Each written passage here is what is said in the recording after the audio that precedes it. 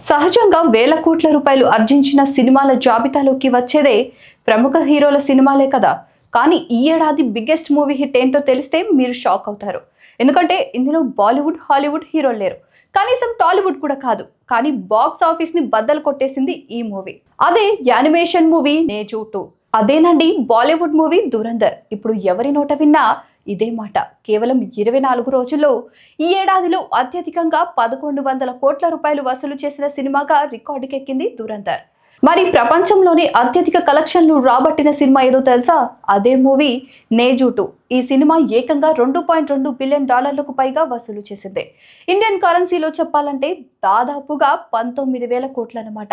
ఈ సినిమాకైన ఖర్చు 710 కోట్లు. చైనా యానిమేషన్ ఫిలింకి ఈ స్థాయిలో బాక్స్ ఆఫీస్ వద్ద కాసుల వర్షం కురవడం విశేషం.